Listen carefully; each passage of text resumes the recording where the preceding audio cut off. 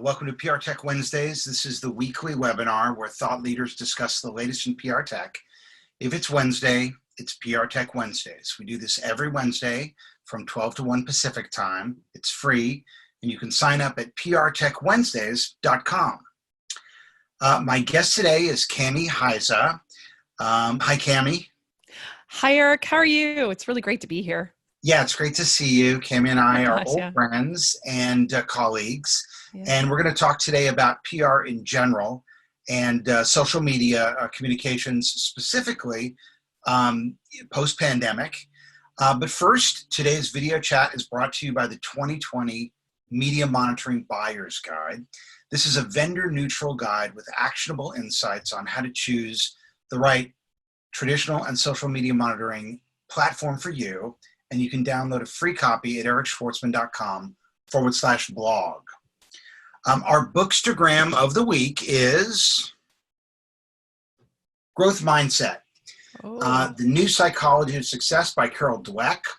She's a Stanford psychologist who says there are basically two types of mindsets. The first are people with a fixed mindset, and these are people who believe that your abilities are genetic and therefore fixed. And then the second are people with a growth mindset who believe that abilities are developed over time, that you build your skills.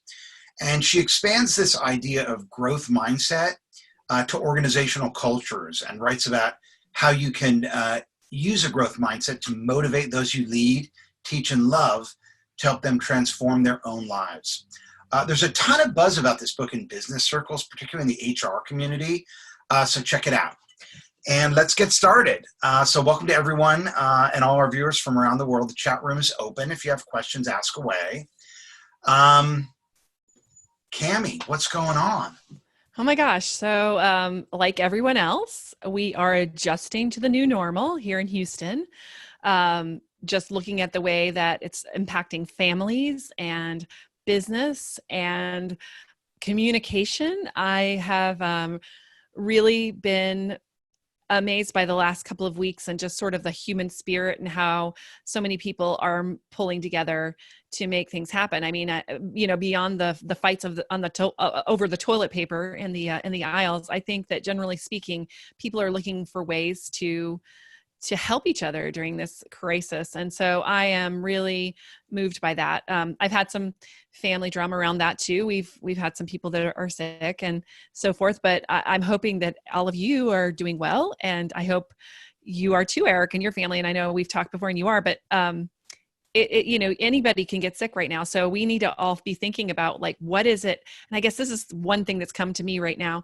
What is it that I need to do right now? Because I may only have right now. I mean, I'm not fatalistic, but I'm just saying, what is it right now that I need to be doing that's most important, that I was put on the earth to do to help other people? So that's sort of where I'm at right now, mentally. Yeah. And I imagine, that's where clients are too. Mm-hmm. Yeah, there's a little bit of fear for sure. I have two different sides of my business. One side is healthcare, which we're doing amazing, and we're privileged to be able doing some great work there. We have a hospital system we work for here in Houston, and it's important work. And my team and I feel like we're getting up every day and doing important work in that field, talking to people and getting people that are interested in volunteering or giving stuff. That's where I'm seeing all this. People are reaching out to us and saying, how can we get you PPE? And how can we volunteer by giving our blood because we've had COVID and overcome it? And how can we give our plasma so that we can help other people and things like that? Because our hospital is doing some of that work. But on the other end is all travel and tourism. So that's the other side of my business right now, really, is the travel and tourism side.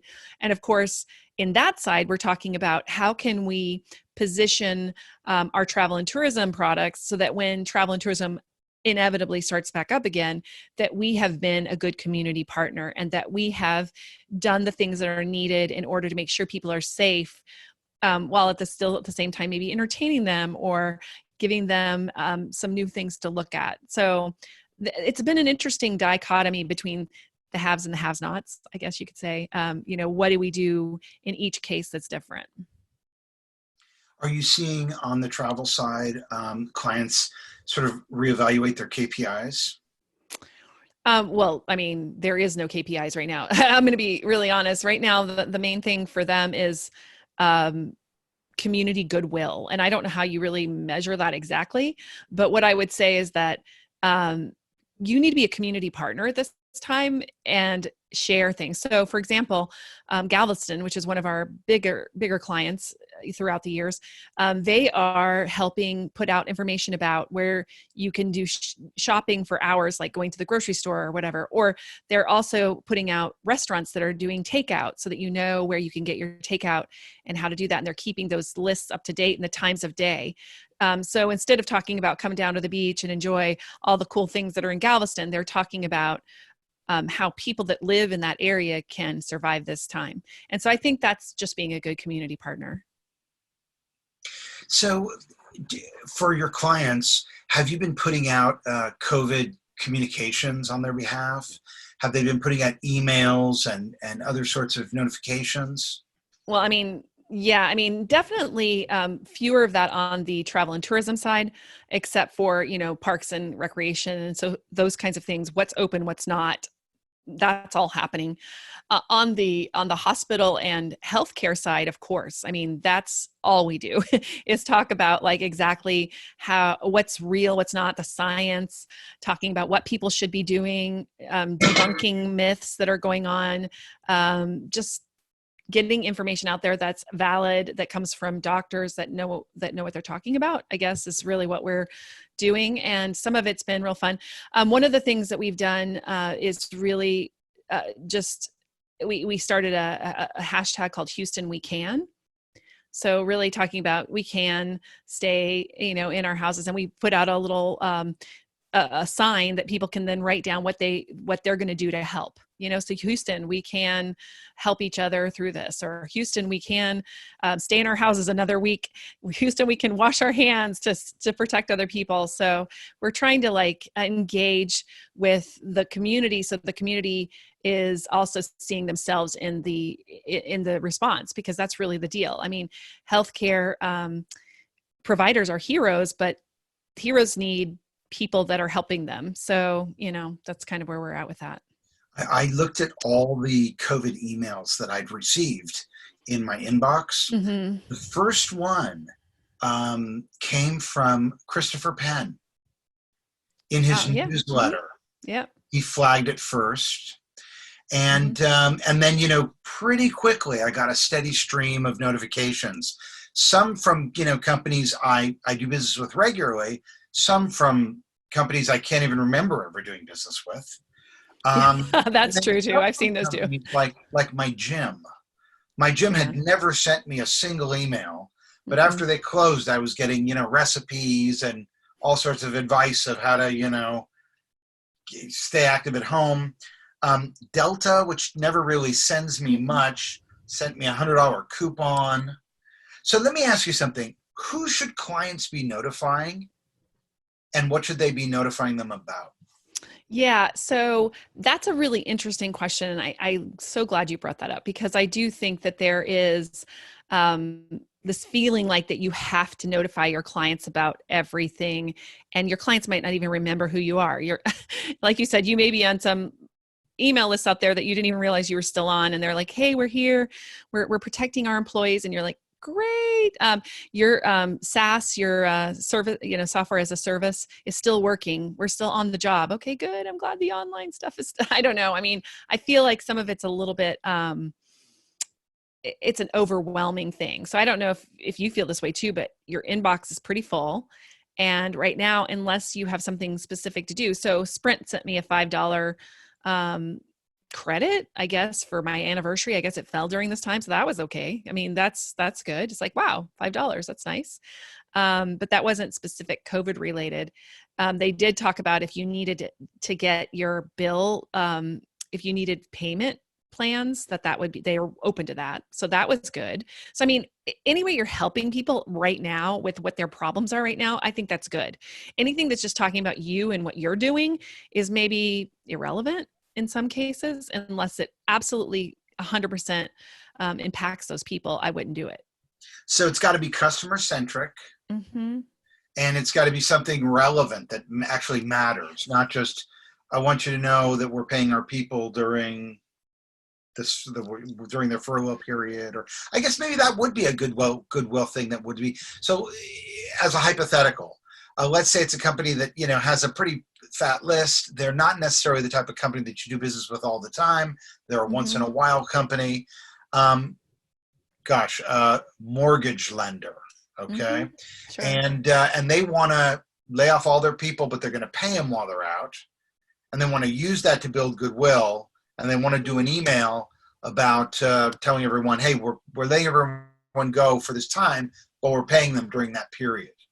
Well, that's all fine. And I mean, no, I would not send that as an email. No. That might be something I'd put on my social media, but not in the email. I would maybe say, let me ask you a question. Would you rather from your mortgage lender get an email that told you they're paying their employees while they're off, or would you rather get from them a email telling you that if you were having trouble paying your bill, that they would work with you? Right. Good point. What if it was, we'll work with you, and by the way, just so you know, we've let all our people go, but we're paying them.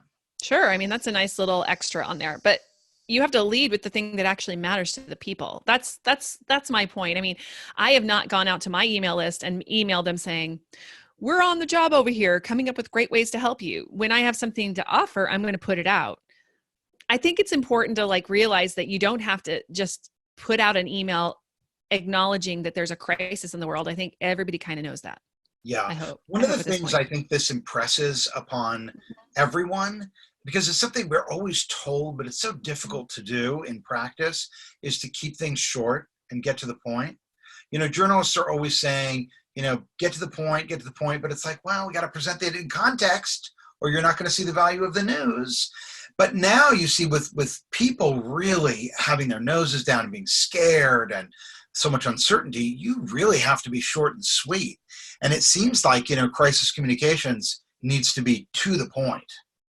Yeah, you do. I mean, people don't have a whole lot of time right now, and hundreds and hundreds of emails clogging your inbox in the first week is just difficult. You were talking about Chris Penn. I mean, he immediately started to pull together the best news of the hour, the things he thought were interesting to his list. And he obviously already is emailing his list on a regular basis. I mean, we get something from Christopher Penn all the time if you're on his list. So it's not unusual for him to do that.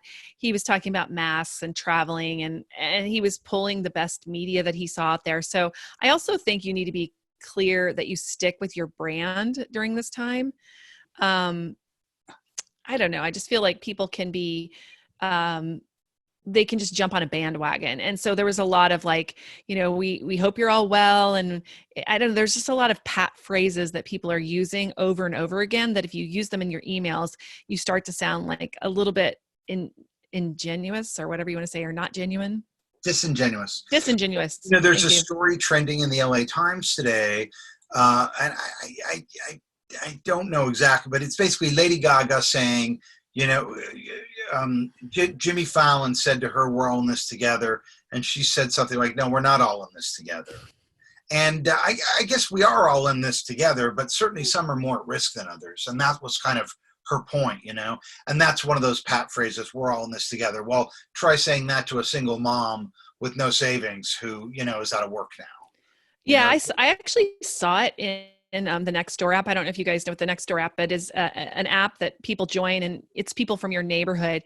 And there was this whole discussion around toilet paper that was difficult. It's people that were angry because they're like, I'm a healthcare worker and I have to go to work early in the morning and come home late at night, and there's nothing left in the store when I get there.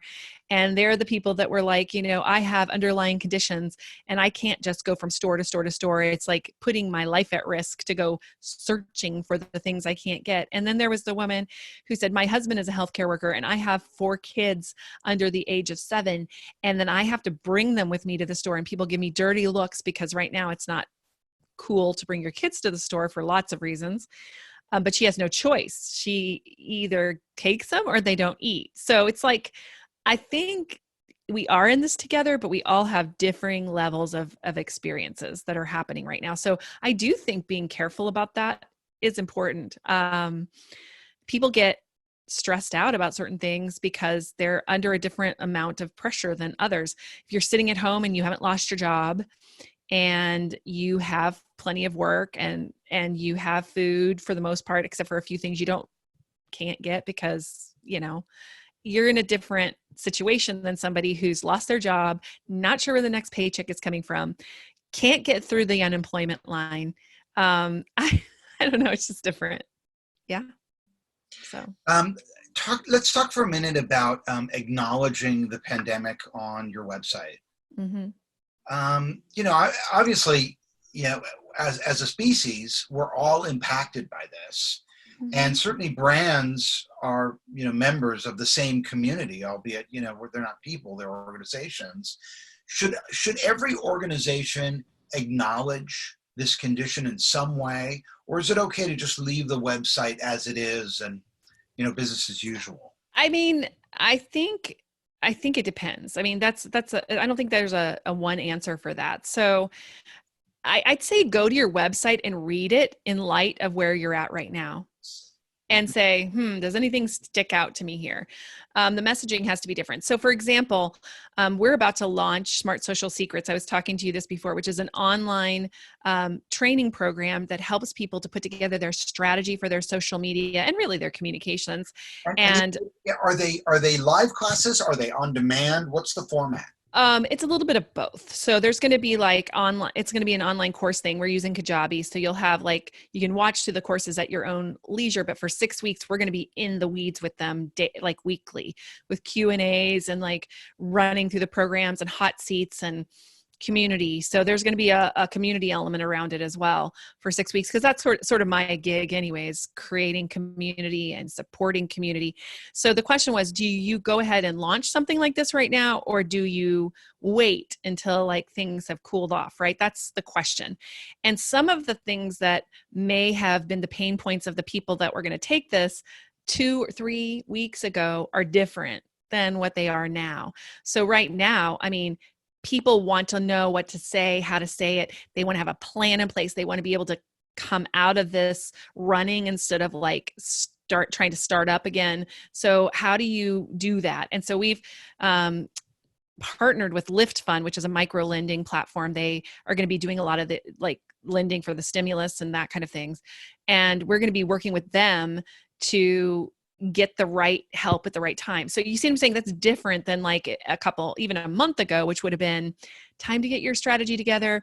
Are you tired of thinking you're going to do social media, but then not doing it? I mean, that's a totally different message than we're going to get in the weeds with you and help you. And so another thing that I did is I also threw in, when somebody purchases the program, they're also going to get a second free seat, and they can either split that with another entrepreneur or gift it to somebody who needs it that can't do it themselves right now, or bring an employee in with them to learn the program. So we're doing basically a buy one, get one, if you will. But the idea is building more community. How can we build this into a community of people that support each other through this? So it's a different message, right? So yes, in that case, I rewrote all the content. I rewrote all the copy for that.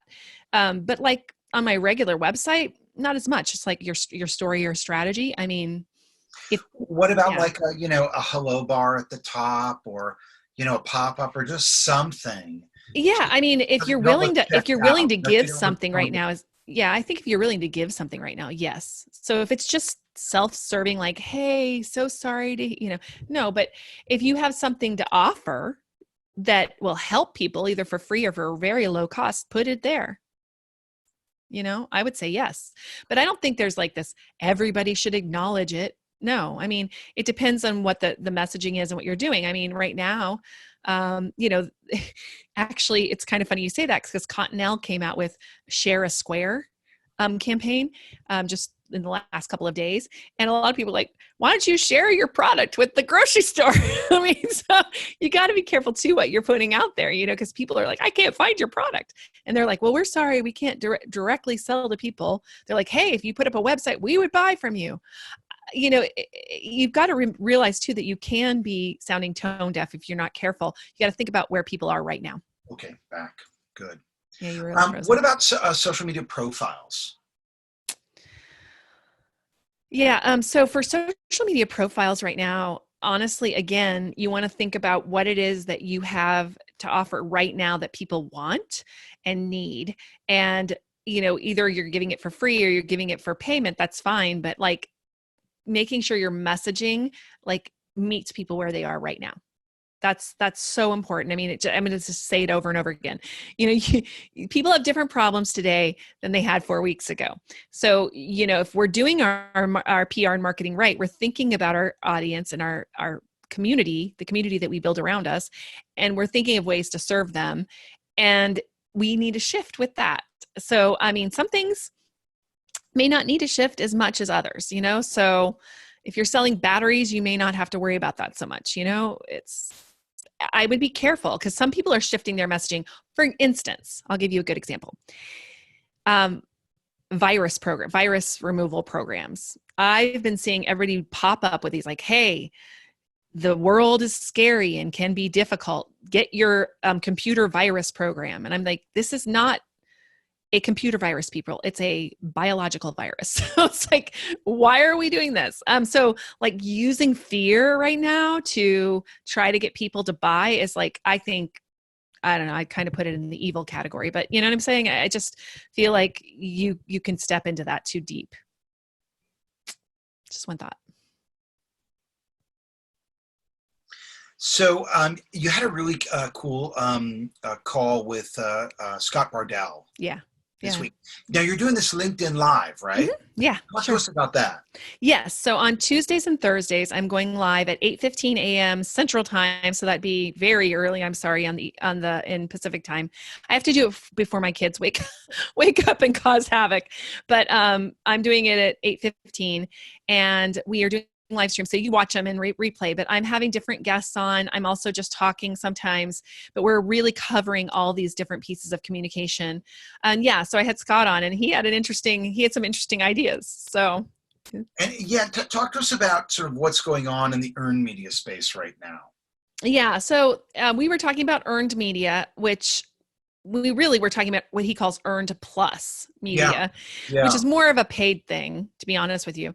But right now, there is a communities.co has several different community organizations. It's almost like being a part of, like, say, PRSA or some other kind of trade association. But you go in and it's thank you, Eric.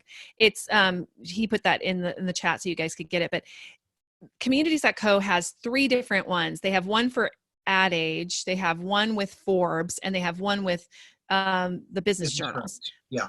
And really what's happening, as all of us know in PR, that the traditional media is having a lot of trouble with like monetization. So they need money badly, and they need places that they can get that. So they're offering these memberships where you can go in and be a part of them. And they actually have communities in the back end, which are pretty active, to be honest with you. We talk to each other. I'm actually on the Forbes Council, so just full disclosure, I'm on one of these. And one of the benefits for being a part of this is that they throw out questions every month, and they ask you to answer them in sort of a panel format, and then they publish them on Forbes.com. They do put a Forbes community member on it, so you do know it's part of this program.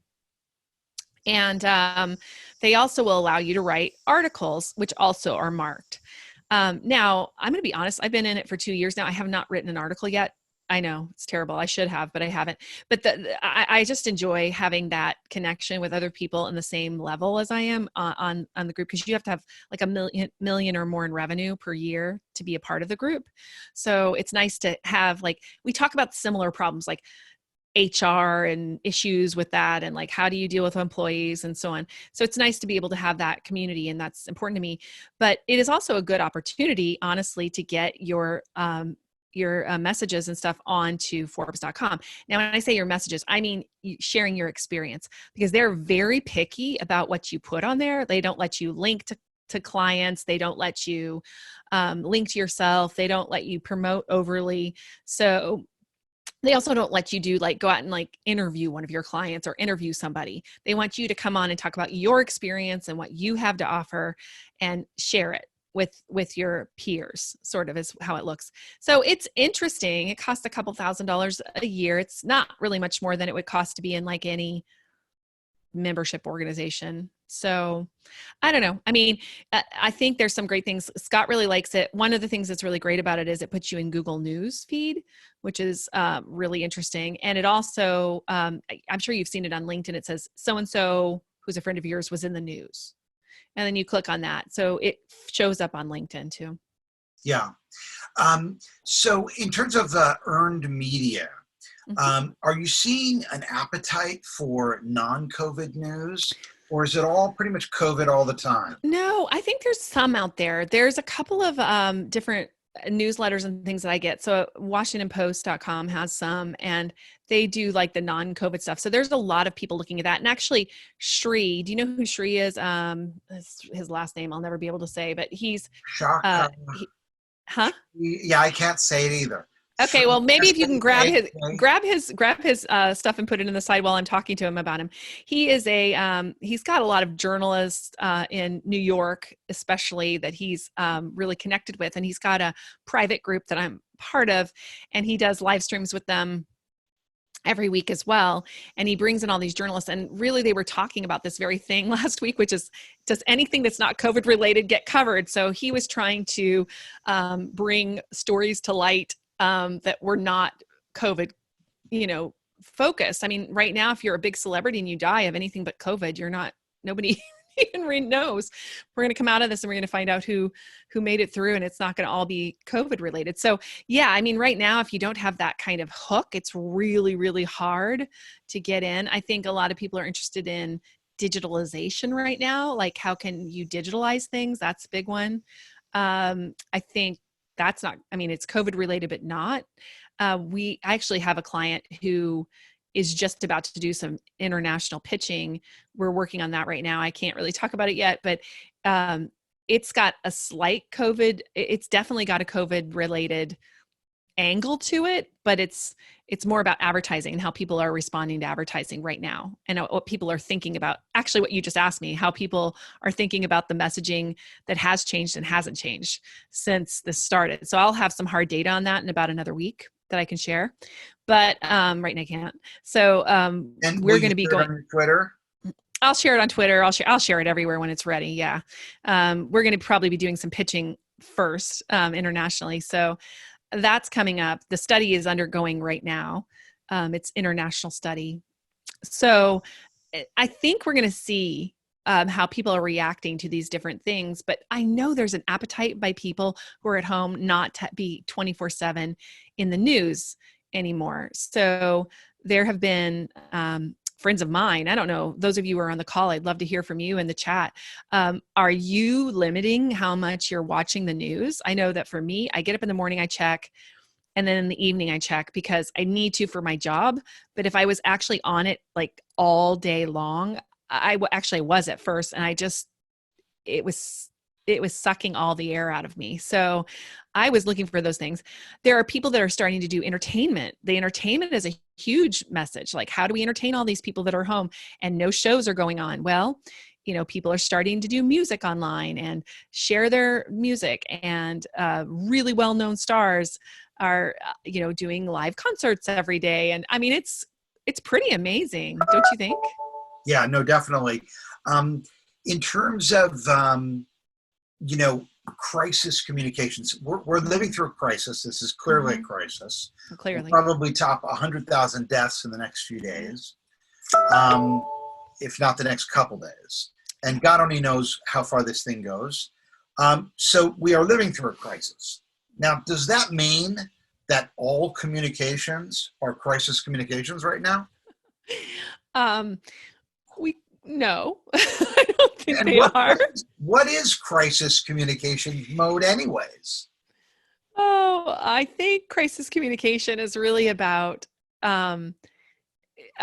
dealing with the unexpected. So we're definitely in the unexpected right now. And it has to do with your reputation. And we definitely are in a place where whatever you say during this time is going to be either held against you or held for you. And I think that's definitely where we're at. I love what Becky just said. She says she's limiting her time due to sanity reasons, but like you, she's checking twice a day because it's her job. Yeah. And Gail says she's admitting to letting CNN run in the background all day.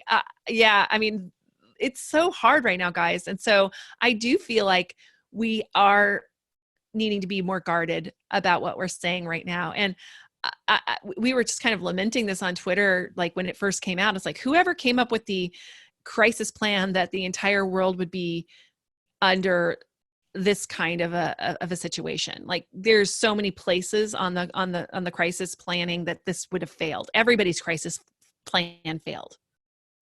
I'm going to guarantee you that. I'm working on a research project now where I'm building a keyword corpus that I'm going to release for free so that people can use it to try to get a delta on how long the economic shutdown will last and when things might recover.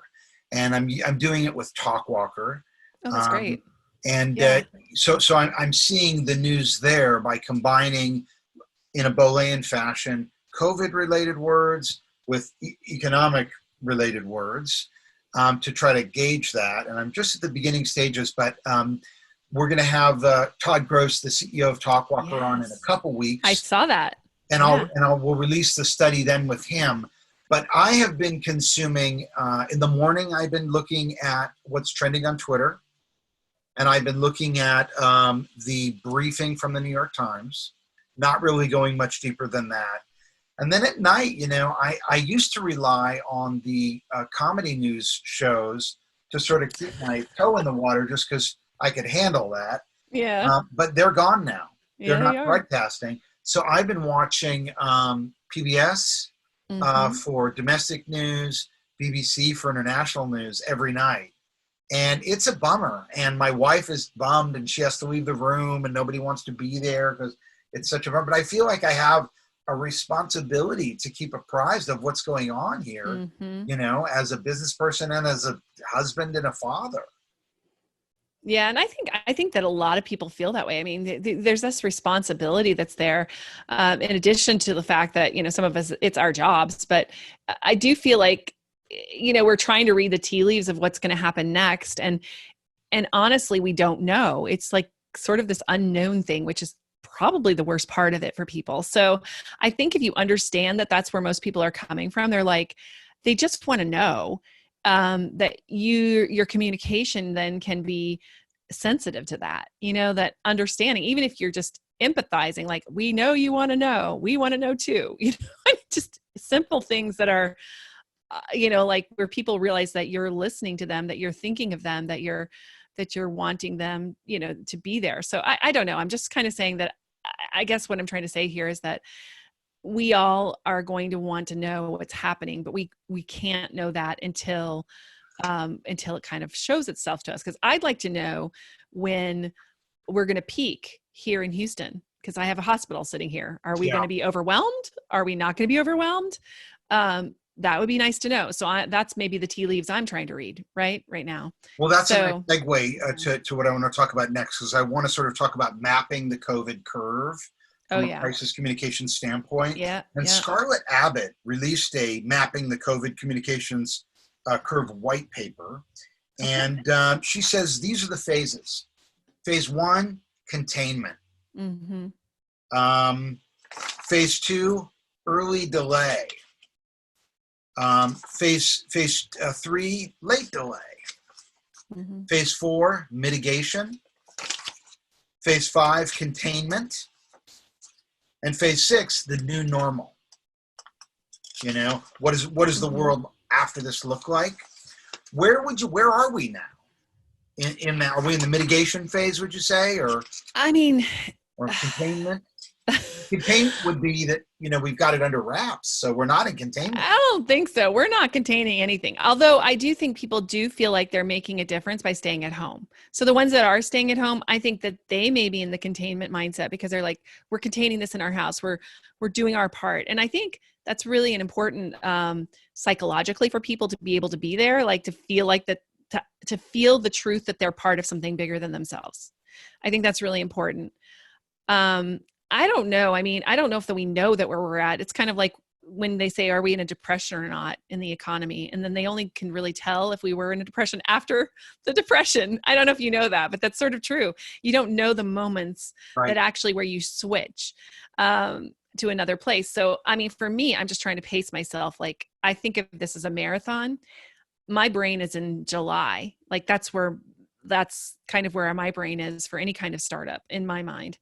I'm not saying that there's not going to be more startups before that, but that's just what I'm saying, that I think you have to have one of those, the mindset for you has to be beyond, because if people get panicky and they start to, you won't be contained anymore. So as long as people are cooperating, I guess you're in containment. Does that make sense? Well, you do a ton of travel.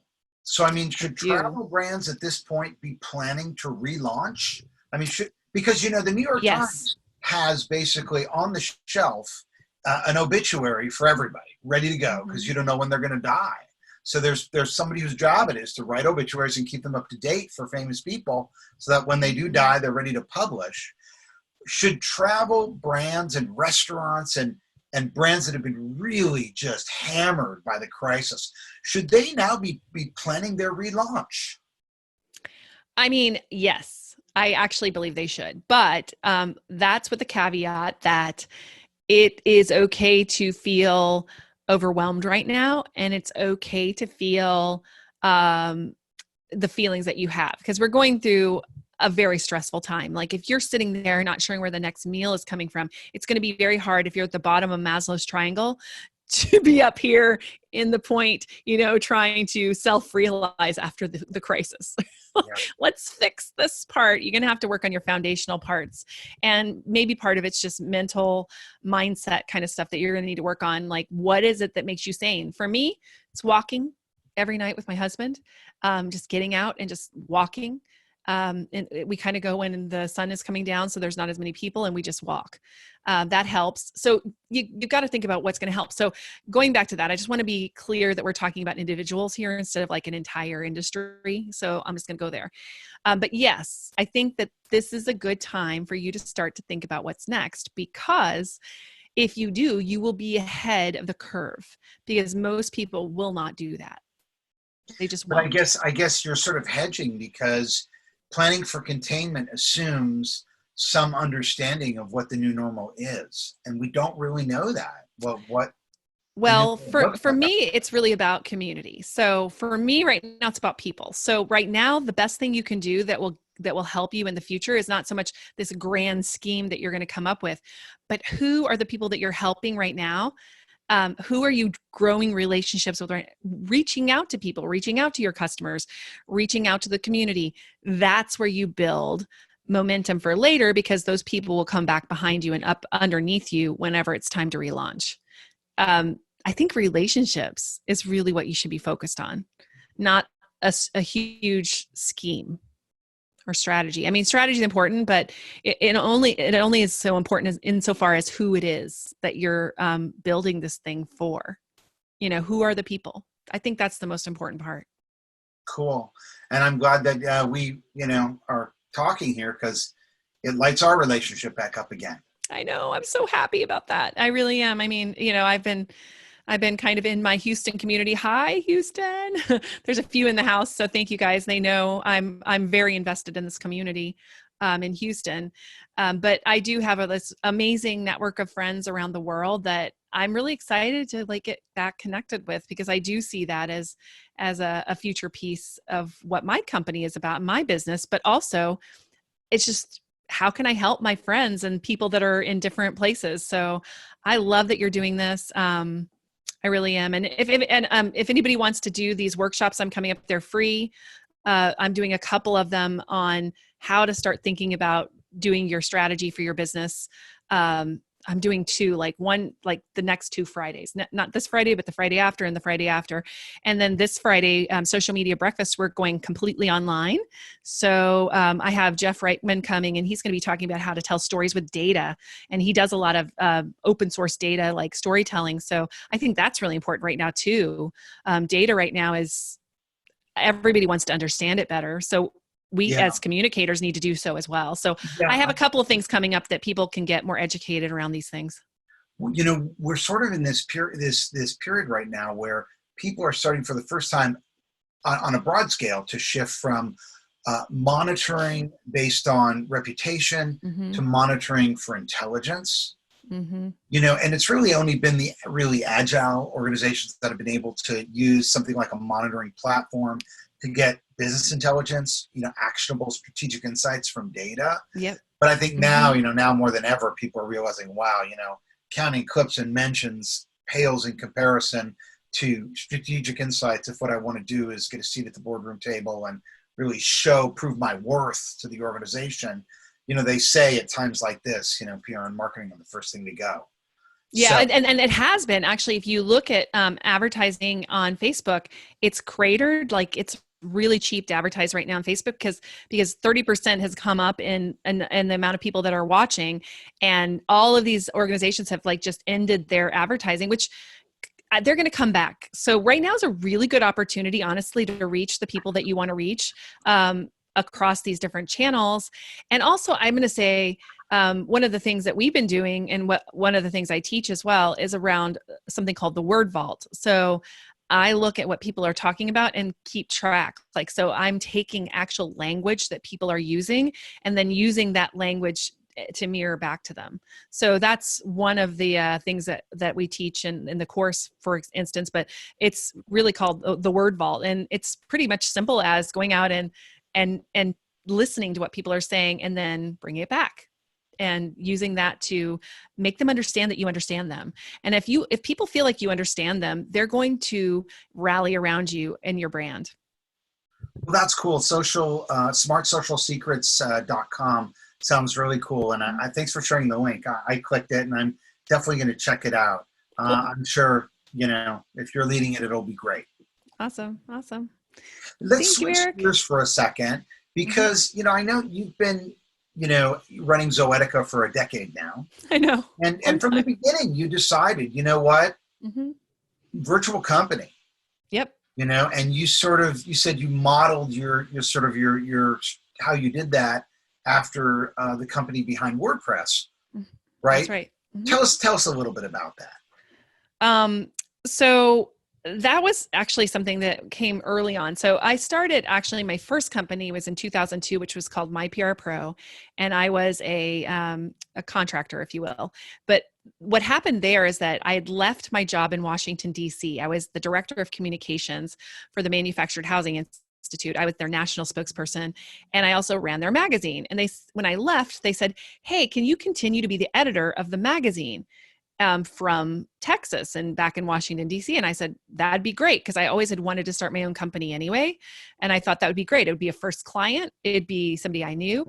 And it was a magazine. And so I did that remotely back in 2002, put the magazine together, worked with the writers, did all the editing, did the galleys. Actually, it was funny. They would mail me a big FedEx of the galleys, and I would mark them up and then mail them back. So that's, how long ago that was. So anyway, we did that for a number of years, about 6 years. I continued to do that for them, and then kind of rolled into getting the SeaWorld job. And then that kind of went from there. They were one of my clients early on. And then I started Zoetica Media with a couple of partners that we've kind of all done our own thing at this point, but I continue to run Zoetica. So I always wanted to make sure that we had a super cool culture at Zoetica with the employees. So I do have employees. There's 6 of us total, and some contractors around that too. And everybody works from home. And Automatic is the name of the company that is the parent company that runs WordPress and a bunch of other online tools. They have 3,000 people or more, I think it's a little more now, around the world that work remotely, so to speak, or work on their own thing. And so they have a cool page. If you ever go to automatic.com, and it's 2 T's I see, Matt Mullenweg, who actually is from Houston, which is really cool. He came up with this really great thing. So if you go to Automatic and go to their thing, it'll give you how they do it. It talks about their benefits, how they do it. So they give their employees a stipend. They have an annual gathering. That's actually interesting. They do an annual gathering with their teams. So the teams that work together meet once a year in real life, but they all work from their homes. So I think having that during this has been such a blessing, because we already were working this way. So it wasn't that hard to kind of switch that on. But I do think that reading the Automatic website would really give you, if you're doing this too, it would give you a lot of insight into how to structure something like this. It's really cool. I'm on their site now, Is it the Work With Us page? Yes. So go to the Work With Us We'll page. share that out. Yeah, it's amazing.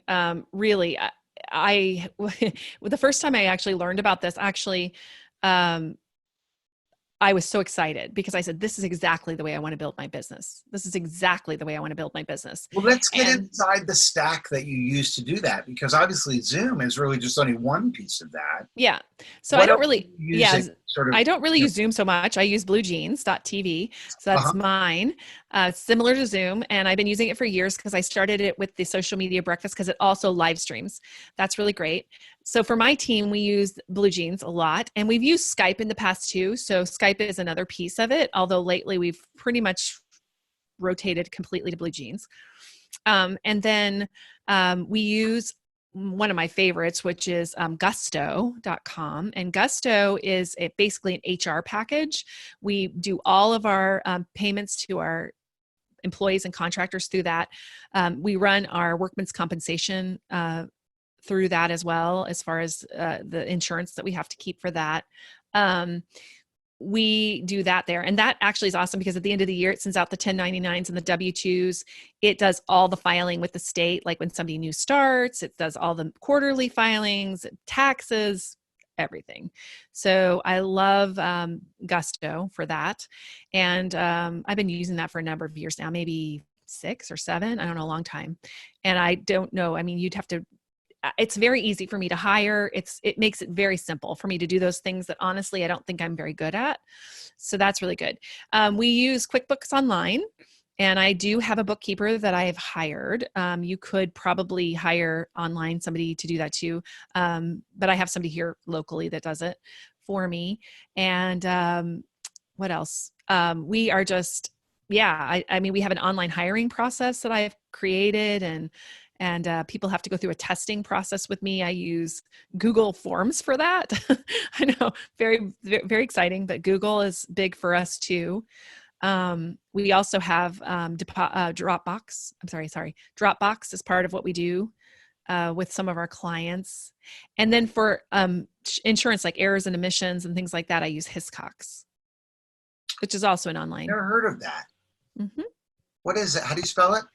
Hiscox, Hiscox. So they Doesn't sound like an insurance service. they are, and they're 100% online too. So you don't have to work with like an agent or anything like that. What about collaborating on documents and chat? Mm-hmm. So we use a couple of different things. We're using ClickUp, which is sort of our collaboration tool, if you will. And we also, for communication, we use Slack, like many people. So Slack is sort of our communications tool. ClickUp is more like scheduling and content. It's a very powerful tool. We really love ClickUp. I used to use Asana, and I switched to ClickUp not that long ago. So my team and I use that. And what's great about that is you can build project management. Project management, and you can do dependencies on that. You can invite your clients into specific folders. It's a very powerful tool and not very expensive either. I think actually this week they're giving $6 per person. They have a good deal this week. Go if you're interested. On Slack, do you use any of the integrations? It's actually integrated with ClickUp. We do have that integration. I haven't done too many of the other integrations at this point. We like to keep it fairly simple. I also do huddles. So we do weekly huddles with my direct reports for 15 minutes. And a huddle it's just not, I don't like to call them meetings because you want them to be short and sweet and quick. It's not an application. No. It's just something we do. So we'll get up on BlueJeans or something. We'll have them. So I keep connected with them, and we do it with video so that way we can see each other's faces, and it's very connected, I guess. And what's the deal on that? Like, is that a policy that, hey, when we do BlueJeans, we use video? That's yeah. Mm-hmm. Pretty much. And I mean, if they can't use it for some reason for a day, nobody's going to get in trouble for it or anything, but right. Most everybody wants to. We want to stay connected and feel like we're, talking to each other. And then if we need to just do a quick thing, we'll do Slack. And what about for email? What do you do for email? G Suite, Gmail. So G Suite. So then you're doing Google Docs Hmm. and Google Yep. Calendar, Hmm. but you don't have Google Calendar integrated with Slack.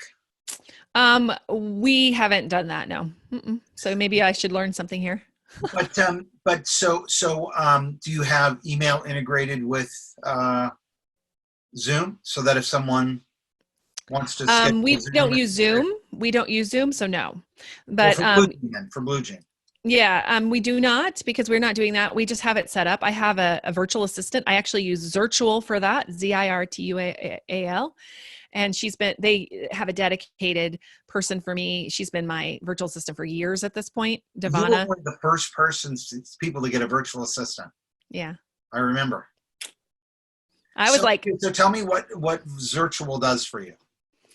I pay them a monthly fee and I get about 16, I don't remember, 16 to 20 hours. I can't remember how much exactly, but of Devana's time every month. And I completely turned my calendar over to Devana. She does all the calendaring. She does all of that stuff. So I don't send people. I mean, I know I could make that more automated, but I like that personal feel to it. So we continue to do this. And I don't have thousands of clients, so it's fine. So how does it work? So if I send you an email request, she Yeah. gets it? No, what'll happen is Meeting request, I I mean, meant. we could do that, but I don't have her do that. What I do is I'll say, hey, great, Eric, I'd love to do that with you. I'm going to send this over. I'm going to CC Devana in to find us a time. Okay. And then she'll come up and say, hey, and then she like drops me out of that chain and then she starts to work. And so you don't use like a Calendly type program? I have one, but I don't use it.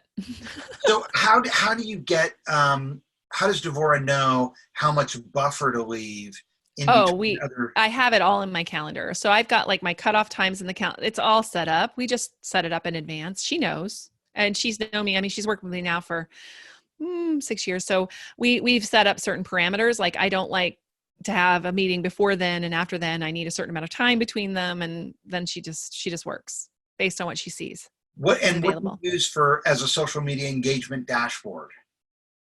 Yeah. So for social media right now, we're using Sprout mostly, although I have to tell you, not super thrilled with it, but we use whatever our clients are using at that moment.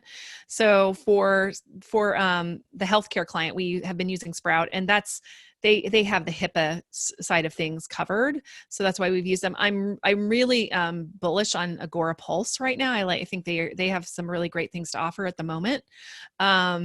So yeah, those are some of the ones I'm using. What do you like about Agora Pulse specifically? Well, they're very responsive. That's number one. I mean, they have all the things that you need, including like we need team kind of work, so I can like assign something to somebody else, and that's really important as far as that workflow for us. And I just like that they're super responsive and that they have done a great job with that. So, I mean, with Sprout, it's like we have problems, and then it's just like it's like a New Vegas hotel. You know, a New Vegas hotel has great service, but after they pop and become popular, there's no service anymore. And it's funny, in this SaaS world where monthly recurring revenue is all about circumventing churn, customer success is critical. Yet you find that as these guys get bought out or they get squozed by their fund, their VC backing or whoever's giving them money, the brain trust starts to sort of get put out to pasture. You get more and more junior level folks who don't necessarily have the ability to provide the same level of support, and then you get the churn. So it sounds like, Agora is sort of in growth phase right now.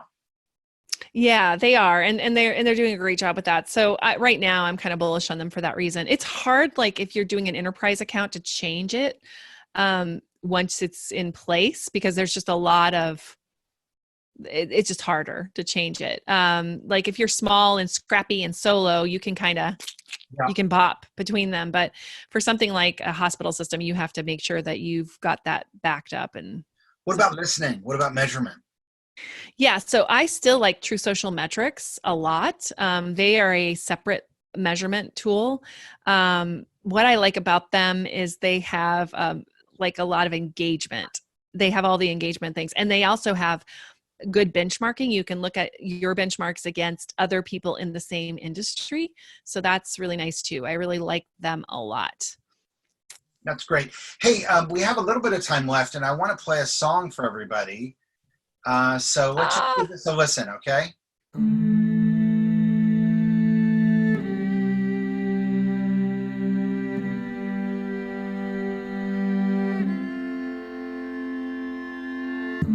Sunrise, the sunlight shining through the blue sky.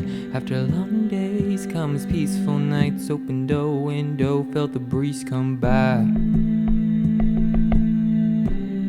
and I closed my eyes.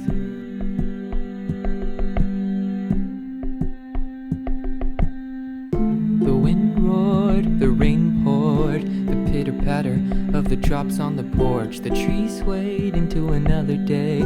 The water dried up like how my tears went away. And another day came.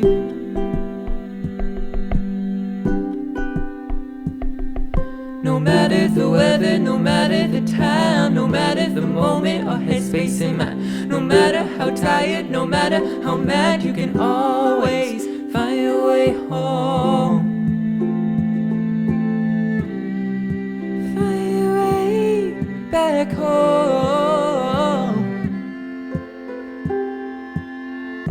Beach waves, summer days, took a boat to the sea just to see how it sways. Campfires, my rollerblades, drove to the country just to know if it ends.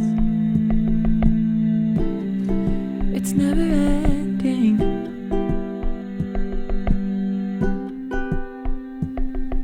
No matter the weather, no matter the time, no matter the moment or headspace in mind, no matter how tired, no matter how mad, you can always find your way home. Find your way back home.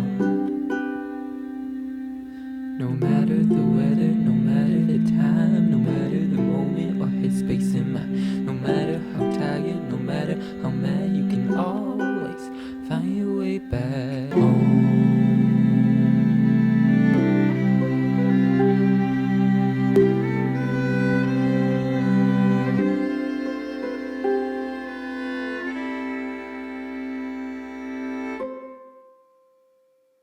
That was your son's piece. I'm glad we took a moment to share that. It brightens the spirit. It's a very joyous song, so original. I want to give a special thanks to Flux Branding. Flux Branding is a world-renowned agency that helps organizations define their visual brand. They're a group of creative visionaries in downtown Los Angeles dedicated to helping clients build brand identities, and you can find out more about them at ericschwartzman.com/Flux Branding.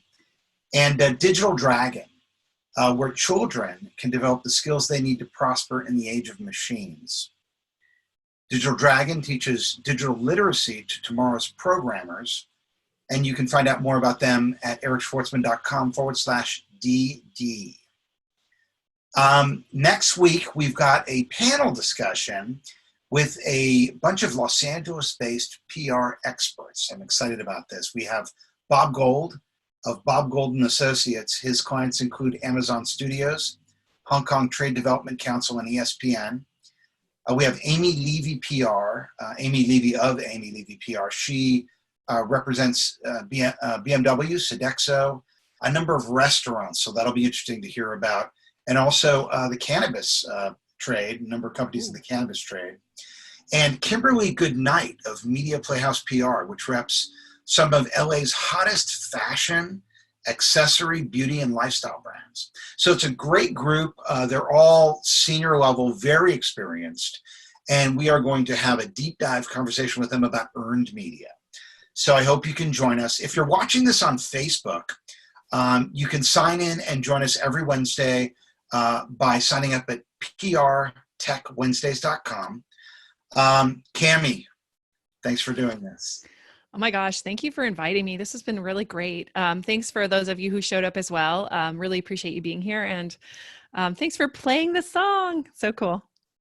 This has been Eric Schwartzman, and we will see you on the next PR Tech Wednesday.